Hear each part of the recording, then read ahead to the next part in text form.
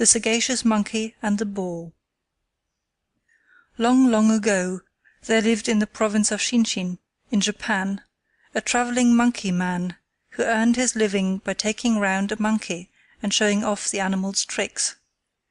One evening the man came home in a very bad temper and told his wife to send for the butcher the next morning. The wife was very bewildered and asked her husband, "Why do you wish me to send for the butcher?" "It's no use taking that monkey round any longer. He's too old and forgets his tricks. I beat him with my stick all I know how, but he won't dance properly. I must now sell him to the butcher and make what money out of him I can.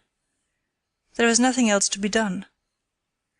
The woman felt very sorry for the poor little animal and pleaded with her husband to spare the monkey, but her pleading was all in vain. The man was determined to sell him to the butcher.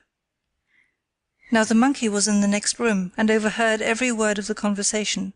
He soon understood that he was to be killed, and he said to himself, "Barbarous indeed is my master. Here I have served him faithfully for years, and instead of allowing me to end my days comfortably and in peace, he is going to let me be cut up by the butcher, and my poor body is to be roasted and stewed and eaten? Woe is me! What am I to do? Ah! A bright thought has struck me. There is, I know, a wild boar living in the forest near by.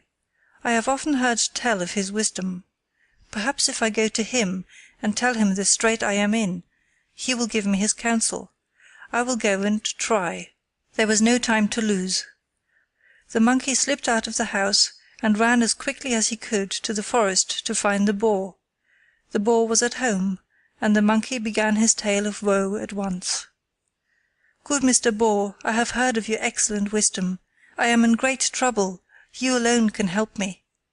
I have grown old in the service of my master, and because I cannot dance properly now, he intends to sell me to the butcher. What do you advise me to do? I know how clever you are." The boar was pleased at the flattery and determined to help the monkey. He thought for a little while and then said, "Hasn't your master a baby?"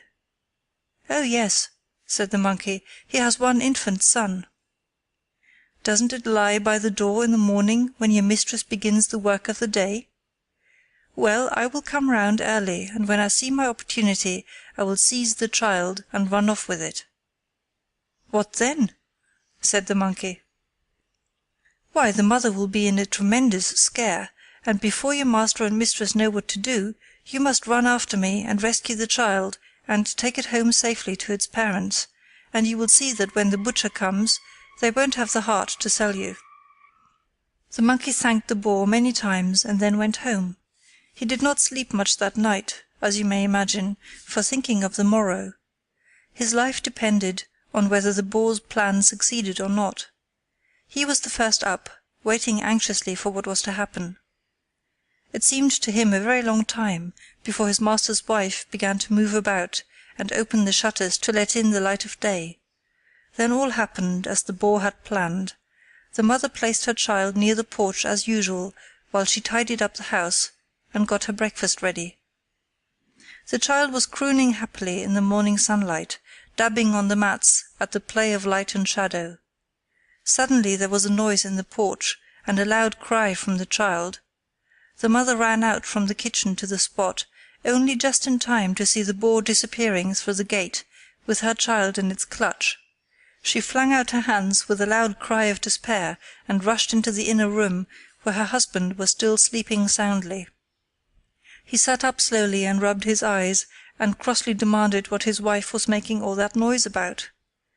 By the time that the man was alive to what had happened, and they both got outside the gate, the boar had got well away, but they saw the monkey running after the thief as hard as his legs would carry him.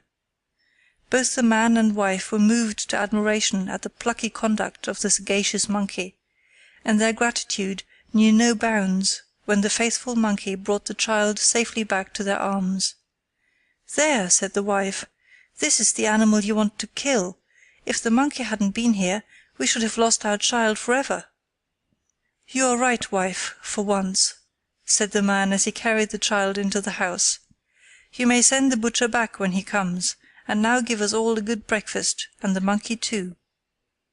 When the butcher arrived he was sent away with an order for some boar's meat for the evening dinner, and the monkey was petted and lived the rest of his days in peace, nor did his master ever strike him again.